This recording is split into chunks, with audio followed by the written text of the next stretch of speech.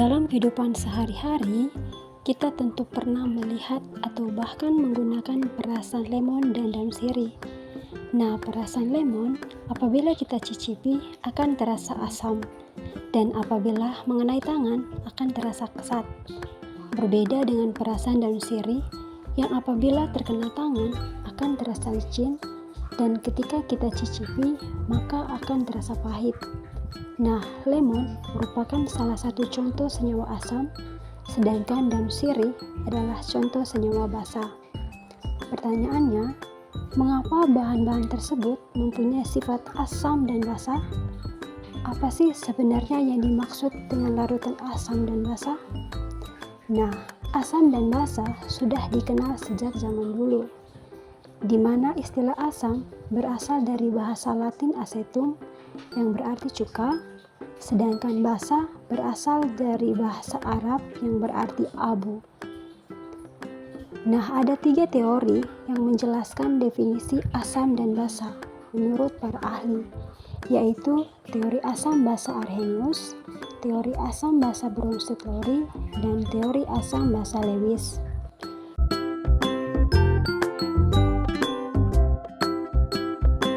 Arrhenius adalah seorang ilmuwan kimia dari Swedia yang berhasil mengemukakan konsep asam dan basa yang dapat diterima sampai saat ini, di mana konsepnya dikenal sebagai teori asam basa Arrhenius.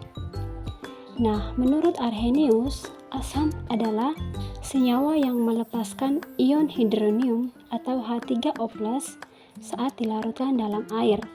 Sebagai contoh, asam klorida atau HCl yang dilarutkan di dalam air melepaskan ion hidronium dengan reaksi HCl ditambah H2O menghasilkan H3O+ ditambah Cl-.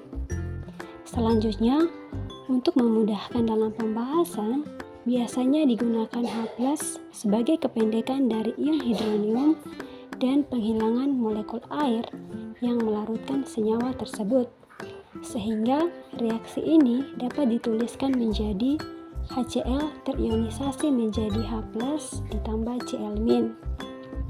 Nah, contoh lainnya adalah asam sulfat atau H2SO4 yang juga menghasilkan ion hidronium ketika dilarutkan di dalam air dengan reaksi H2SO4 ditambah 2H2O menghasilkan 2H3O+ tambah SO4 2-. Atau dapat disederhanakan menjadi H2SO4 terurai menjadi 2H+ tambah SO4 2-. Nah, berdasarkan teori Arrhenius ini, yang menyebabkan suatu larutan bersifat asam adalah ion H+ atau H3O+ yang dihasilkan. Nah, ion H+ dari ionisasi 1 mol asam disebut valensi asam, sedangkan anion yang dihasilkan disebut dengan anion sisa asam. Sehingga untuk HCl valensi asamnya adalah 1 karena H+ yang dihasilkan 1 dan anion sisa asamnya adalah Cl-. Kemudian untuk H2SO4 valensi asamnya adalah 2 karena H+ yang dihasilkan 2 dan anion sisa asamnya adalah SO4 2-. Selanjutnya, berdasarkan jumlah H+ yang dihasilkan ketika larut dalam air, asam kemudian dibagi menjadi asam monoprotik, diprotik, dan triprotik. Nah, yang dimaksud dengan asam monoprotik merupakan asam yang dalam pelarut air dapat menghasilkan 1 ion H+. Contohnya adalah HCl dan HNO3 dengan reaksi ionisasi sebagai berikut.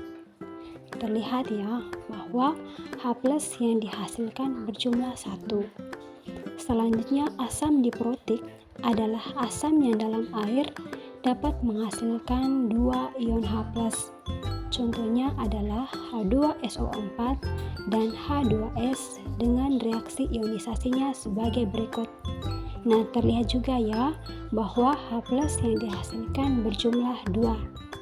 Dan adapun asam triprotik adalah asam yang dalam air menghasilkan 3 ion H+.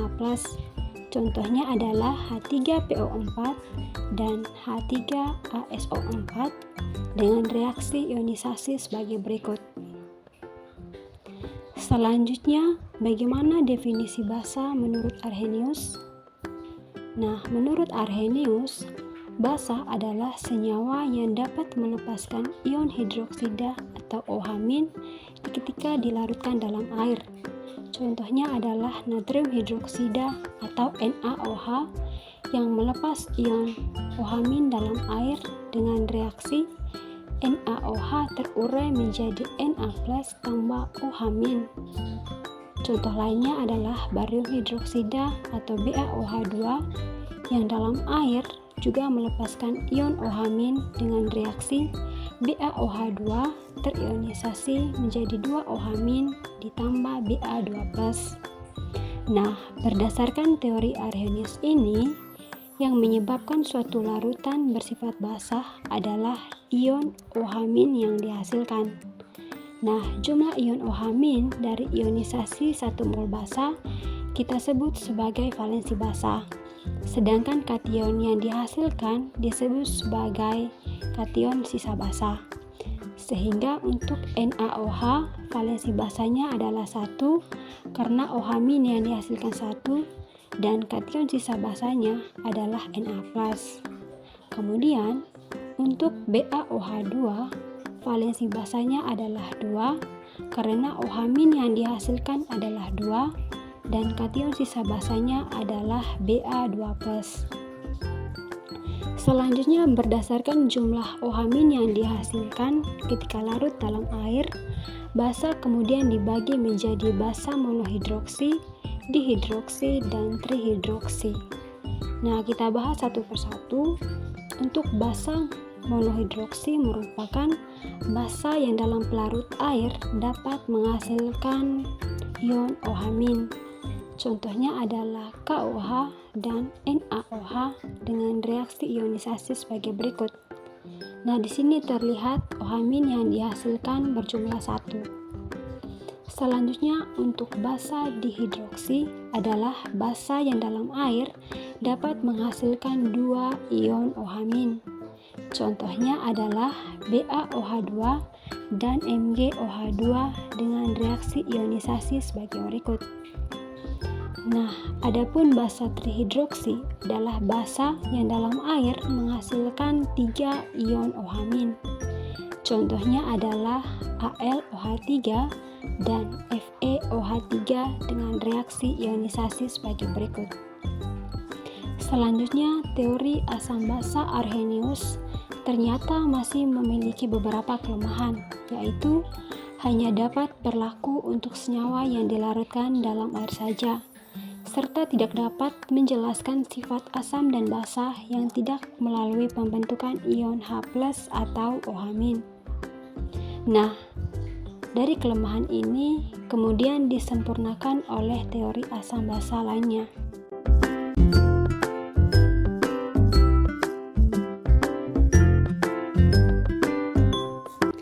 Menanggapi kekurangan teori asam basa Arrhenius, pada tahun 1923, seorang ahli Denmark bernama Johannes M. Bronsted dan Thomas M. Lowry dari Inggris mengembangkan konsep asam basa berdasarkan serah terima proton atau H+, yang kemudian kita kenal dengan konsep asam basa Bronsted-Lowry. Nah, menurut konsep ini, asam adalah spesies yang mendonorkan proton atau H+, sedangkan basa adalah spesies yang menerima atau akseptor proton. Nah, dalam teori ini, suatu asam setelah melepas satu proton akan membentuk spesies yang disebut basa konjugasi. Sedangkan basa yang telah menerima proton kemudian membentuk spesies yang kita sebut dengan asam konjugasi. Sehingga kemudian dikenal dengan istilah pasangan asam basa konjugasi. Asam berpasangan dengan basa konjugasi dan basa berpasangan dengan asam konjugasi. Nah, bagaimana cara kita menentukan pasangan asam dan basa konjugasi dalam suatu reaksi? Nah, mari kita perhatikan reaksi berikut ini. HF ditambah H2O, reaksi kesetimbangannya menghasilkan H3O+ ditambah F-. Nah, spesies yang merupakan pasangan asam basa konjugasi satu sama lain adalah spesies yang mirip dan hanya berbeda jumlah hidrogennya saja. Untuk reaksi ini, maka HF berpasangan dengan F- dan H2O berpasangan dengan H3O+. Terlihat bahwa antara HF dan F- hanya berbeda pada jumlah hidrogennya saja, yaitu selisih 1 hidrogen. HF mengandung 1 hidrogen, sedangkan F- tidak mengandung hidrogen. Selanjutnya, untuk H3O+ dan H2O juga sama, hanya berbeda pada jumlah hidrogennya saja, di mana H2O mengandung 2 hidrogen, sedangkan H3O+ mengandung 3 atom hidrogen. Nah, dalam reaksi ini, HF mendonorkan protonnya pada H2O, sehingga HF kita sebut sebagai asam, dan H2O disebut sebagai basa. Kemudian, setelah mendonorkan atau memberikan proton kepada H2O, maka HF akan membentuk F- yang disebut sebagai basa konjugasi. Kemudian, untuk H2O, setelah menerima 1 proton dari HF, maka akan membentuk H3O+ yang disebut sebagai asam konjugasi. Berikutnya contoh yang kedua, reaksi NH3 tambah H2O menghasilkan NH4+ ditambah OH-. Nah, NH3 berpasangan dengan NH4+ dan H2O berpasangan dengan OH-. Sekali lagi diingat bahwa yang berpasangan adalah spesies yang jumlah hidrogennya selisih 1. Selanjutnya untuk NH3 menjadi NH4+, terlihat bahwa jumlah hidrogennya bertambah, yang artinya NH3 menerima proton sehingga berperan sebagai basa, dan pasangannya adalah NH4+, kita sebut sebagai asam konjugasi. Kemudian untuk H2O menjadi OH-, terlihat bahwa jumlah hidrogennya yang di sebelah 2 menjadi 1, yang artinya H2O mendonorkan proton sehingga berperan sebagai asam, dan OH- yang terbentuk disebut sebagai basa konjugasi. Selanjutnya dalam konsep asam basa Bronsted-Lowry dikenal istilah spesies amfiprotik, yaitu spesies yang dapat berperan sebagai asam maupun basa. Nah, hal ini terjadi karena spesies amfiprotik dapat melepaskan proton maupun menerima proton. Contohnya adalah NH3. Nah, apabila menerima proton, maka NH3 akan membentuk NH4+, sehingga NH3 akan berperan sebagai basa, dan NH4+ yang terbentuk disebut sebagai asam konjugasi. Dan apabila mendonorkan proton, maka NH3 akan membentuk NH2-, sehingga NH3 akan berperan sebagai asam, dan NH2- yang terbentuk disebut sebagai basa konjugasi. Contoh lainnya adalah H2SO4-.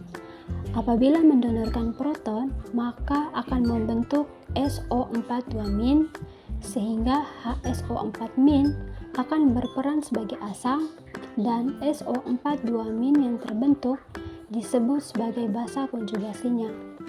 Kemudian, apabila menerima proton, maka H2SO4- akan membentuk H2SO4, sehingga H2SO4- berperan sebagai basa, dan H2SO4 yang terbentuk disebut sebagai asam konjugasi.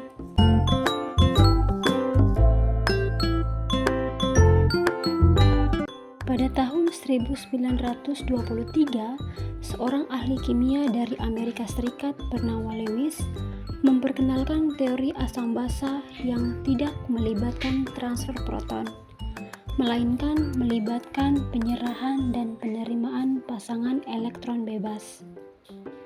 Berdasarkan hal ini, Lewis kemudian mengemukakan teori baru tentang asam basa, sehingga partikel ion atau molekul yang tidak mempunyai atom hidrogen atau proton juga dapat diklasifikasikan ke dalam asam dan basa.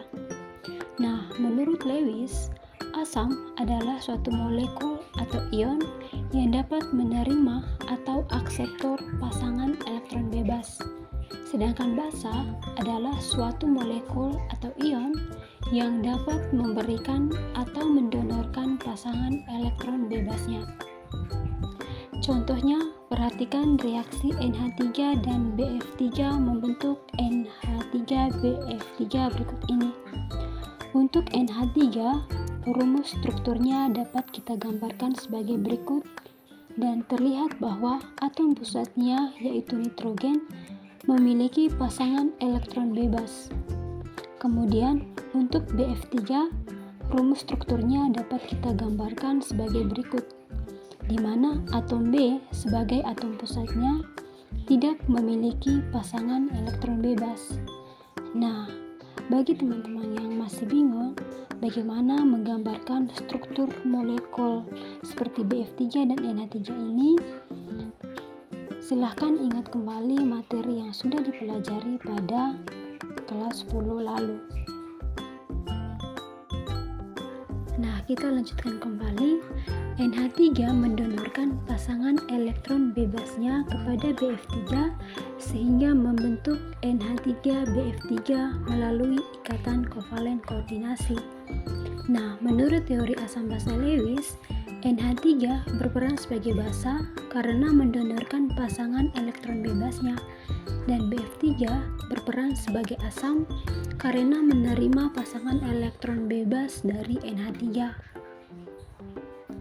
Nah, contoh lainnya adalah reaksi antara NH3 ditambah H2+ membentuk NH4+.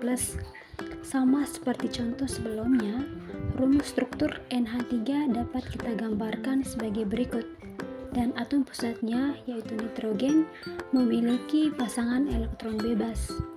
Nah, di sini NH3 mendonorkan pasangan elektron bebasnya kepada H+ sehingga membentuk NH4+ melalui ikatan kovalen koordinasi. Maka NH3 berperan sebagai basa dan H+ berperan sebagai asam. Nah, dari dua contoh yang sudah kita bahas, dapat kita simpulkan bahwa spesies yang dapat berperan sebagai basa harus memiliki pasangan elektron bebas untuk didonorkan. Baik teman-teman, sekian dari hasil penyampaian materi saya. Sampai jumpa kembali. Dah.